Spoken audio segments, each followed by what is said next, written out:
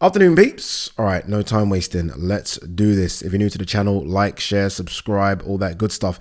Let's start with this one. Vosdik targets Bivol, has no issues facing Russians. I'm trying to damage him, not play with him. Strong words, fighting words. Yeah, I like this fight. I like it a lot. Vosdik is back. I thought that fight against Bellew was going to be somewhat competitive. I remember when it was announced, I was like, this is a good fight, and it wasn't. It was a one-sided beatdown. And look, I'd have to go back and look at old Bellew fights, but I don't ever remember Bellew getting beaten up like that. Yes, he's lost a few, but like that, I can't remember. Maybe it has happened. And bear in mind as well, this is a Vosdik that was pretty much out of the ring for 3 years. I know he came back and had a 6-rounder, but against sort of a high-level guy, he's not had a fight since Beterbiev, and he came back, and again, it was a one-sided beatdown. So, I think him versus Bivol would be competitive. As for Bivol, though, I mean, this must be just frustrating. Like, it's frustrating for me as a Bivol fan. This is a guy that, again, you guys know, Fighter of the Year last year. 2 very, very good fights, 2 very good wins against Canelo and Gilberto Ramirez. And here we are, coming to the end of June, and nothing. No announcement. There's not even been an announcement about Bivol. Like, okay, Bivol's fighting in September. Nothing. Zero. And the names we are hearing just... I mean, they don't necessarily excite you, do they? Like Dan Aziz. I think Eddie said he's trying to maybe get Dan Aziz to fight him. So if I'm Bivol, I look at this one, I think I'll take this. I'll take Vosdik. It's a good name. Former world champion, WBC world champion, good amateur as well. And it'll be a good fight. It'll be a good fight. Look, what we should be at right now, I saw the face-off between Callum Smith and Beterbiev. That should be Bivol-Beterbiev. Like, as soon as Bivol beat Ramirez and Beterbiev came through yard, we should have been making that one. There was always problems with the Canelo-Bivol rematch, whether it be weight class or money. You should have moved on immediately. So yeah, now I'm not quite sure. Really and truly, I think Eddie should just let Dan Aziz and bouts play out, and Vosdik versus Bivol, and then we'll see what happens with Callum Smith-Beterbiev. But right now, we should be having an undisputed fight.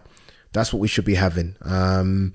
But yeah, it's a shame. But look, I think Vosdik, for what it's worth, versus Bivol will be competitive. Furman on Spence Crawford. This undisputed fight is what boxing needs. Something Mayweather never accomplished. That can't be Furman trying to fire shots at Mayweather, surely. With regards to Mayweather not making an undisputed fight at 147, it wasn't because he couldn't. It was a case of who were the other belt holders and were they exciting fights. I'm trying to think of when Mayweather was around who had the other belts, because Mayweather really only cared about the WBC. I'm guessing Timothy Bradley had a belt. Was that around the same time as Brook having the IBF? If it wasn't Brook, it would have been Sean Porter. I don't know. Were people excited about those fights? I can't remember. I'm probably getting my timeline wrong there about the belt holders, but maybe they just weren't big enough fights or exciting fights. This is the big news that broke yesterday, although it's kind of been in the background for at least a couple of weeks. Canelo announces he'll fight on PBC pay-per-view card in September, and he could fight Charlo next. I'll edit the last bit. Will fight Charlo next. This is very interesting news. Look, it doesn't surprise me that Canelo is going over to PBC. He did the same thing when he fought Caleb Plant.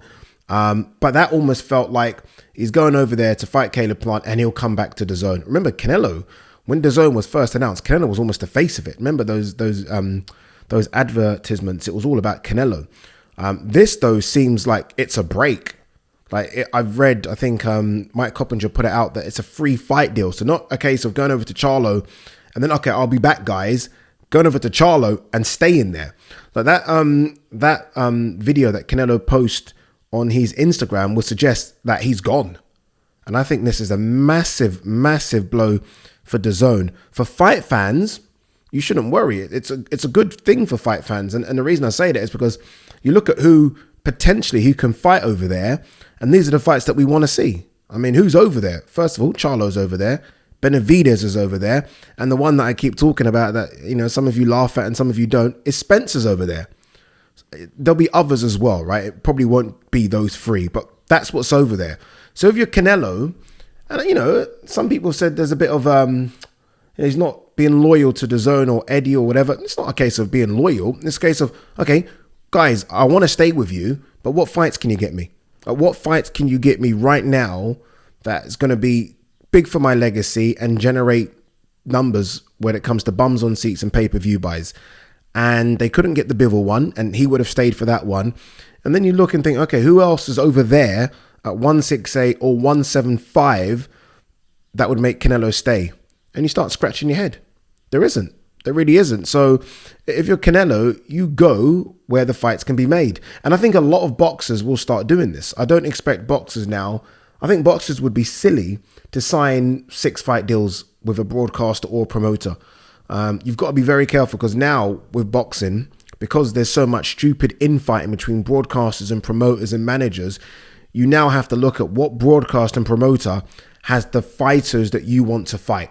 So it's not about loyalty. It's not a case of Canelo doesn't like Eddie anymore and this and that. It's a case of, okay, what have you got for me? What have you got? And if you don't have those stock of fighters that I want to fight, then, you know, I like you and I like making money with you and I like working with you and we have a good relationship, but I need to fight those guys. So if you're Canelo, you're looking at what PBC's got and the roster, guys at 160 that can come up, 168 guys, potentially 175 guys, and you're like, okay, I'll fight those guys. So I think that's what Canelo's done. The thing that did surprise me is the 3-fight deal. I have to be honest, I was surprised by that. But again, they just have the roster right now. So I don't think it's a Canelo being disrespectful to Eddie or Canelo, you know, giving the finger to DAZN. I just think it's a case of, guys, I want to have fights, and you unfortunately don't have the fighters that I want to fight right now. That's what it is. You guys will know that there are some broadcasters and promoters that seem to have a lock on certain weight classes. Like Eddie seems to have a lock on the fly and super fly. So if you're a fly and super fly, you'd be stupid to go to PBC.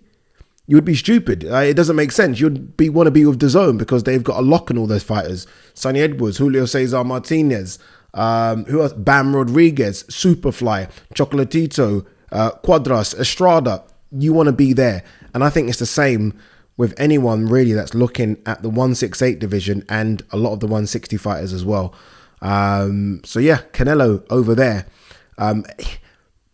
Aside from that though, that's a big blow to DAZN regardless.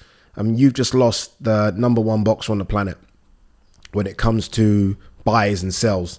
Canelo is that, and you want that guy on your roster, and you've not been able to keep him. And I'm guessing they would have known that they weren't going to be able to keep him as soon as they couldn't make the Bivol fight and the Badu Jack fight, which would have been on DAZN. You're then thinking, shit, we might lose this guy. But they wouldn't have thought they would have lost him for a 3-fight deal. They would have maybe thought they lost him for a 1 fight and then he comes back again like he did with Caleb Plant. I mean, look, PBC right now killing it. You have to admit, PBC, Showtime, they've got the big ones. This is their year. You think of Ryan Garcia, Tank. You think of Crawford, Spence, and now Canelo. It's a big one. It really is. So yeah, that's the news, man, and it's a big blow. It's funny seeing Oscar and Leonard Ellaby. And look, fuck it, these guys have gone back and forth, so this is their time. But Oscar and Leonard Ellaby have come for Eddie's head. Eddie's done the same thing to them. It's all fun and games, and it's all swing and roundabouts. But I don't think, whereas when, see, I think the difference with Oscar is Oscar lost Canelo because Canelo just didn't like him and they fell out. They fell out for whatever reason. Whereas I think Eddie and Canelo's relationship is still strong. I just felt like Eddie just couldn't make him the fights he wanted. And that's it. Or do you guys think there's anything else in it? Let me know what you think. All right, let's have a look and see if there is anything else to talk about. A lot here about Berlanga and Quigley. I've seen that some people have actually tweeted things about Berlanga being upset about this because Berlanga would have signed to Eddie with the hope of getting Canelo. Like that would have been the plan, right? They would have jotted down an idea and the end of that plan would have been Canelo. I don't think Berlanga has anything to worry about. Canelo signed a 3-fight deal. For me, Berlanga wouldn't have been ready for Canelo in 3 fights anyway, if that fight even happens. So we'll see what happens when Canelo returns. The good thing for Berlanga, and that he should be happy about, is that at least he knows Canelo guarantees you 2 fights a year. So Canelo's gone for a year and a half. By then, we'll have a look and see where Berlanga is. Imagine, I was just thinking this though, with Canelo, and Canelo's all about his resume and CV. Imagine if Canelo's resume at the end of this PBC deal does say Jermall Charlo, Benavidez, Errol Spence added to what he's already got. Get the fuck out of here. That'll be incredible. Absolutely incredible. Do you see this nonsense about Elon Musk versus Zuckerberg? You seen that? That they're going to have an MMA fight. By the way, it'll be the biggest viewed fight in the history of the sport. Like, if that was to go on pay-per-view, that would, I don't even want to think, but it would go over the 4 point whatever that Manny Pacquiao Floyd did. It will go over that. It's crazy. Everyone wants in on it as well. All the promoters are asking to be a part of it. It looks like UFC might get it. All right, anything else? There's not much else news. Let's have a look and let's go on to Benson's Twitter page, see if he's got any news for us. Oh, I think I saw something about Dillian Whyte accepting the offer. Is that what I just saw? It is what I just saw. Dillian Whyte has now declared that he's willing to accept the offer he's been made for the AJ fight on August 12th, but said he does not believe AJ and Eddie Hearn are serious about making the fight, as Hearn is not communicating with him about the deal. Interesting. I mean, look, if AJ is desperate to fight August 12th, then I guess you've got to go with Dillian Whyte. You know he's been in camp, and who else are you getting right now? There's no one else to get, and it will still sell. A Dillian Whyte fight with AJ will sell. Those guys will do something crazy in the face-off.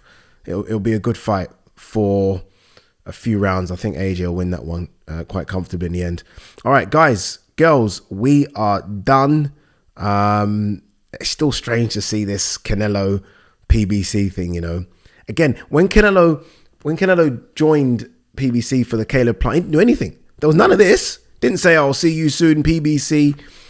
He's getting paid. Canelo is getting paid for this deal. This is interesting. Tony Bellew, my mate Tony Bellew, hinting about coming out of retirement to fight Lucas Rozansky. For those of you that don't know who that is the WBC Bridgerweight champion. He's the one that beat Alan Babich. I've spoken to Tony about this, so I'm happy that it's come out now so I can talk about it. Tony Bellew wants to fight again. There's no two ways about it. He wants to fight again, and he thinks he can do Rozansky. I don't know, man. Rozansky's tough, and Tony Bellew's 40. You know what I mean? Father time is father time. So yeah, I'd prefer Tony Bellew to stay put. But yeah, I'm not sure. I guess everyone's gonna look at the numbers. I think it will do really good numbers, by the way. A Tony Bellew comeback fight will do really good numbers. Yeah, but if it makes money, then I guess it makes sense. That's what they say, right? Peace and love.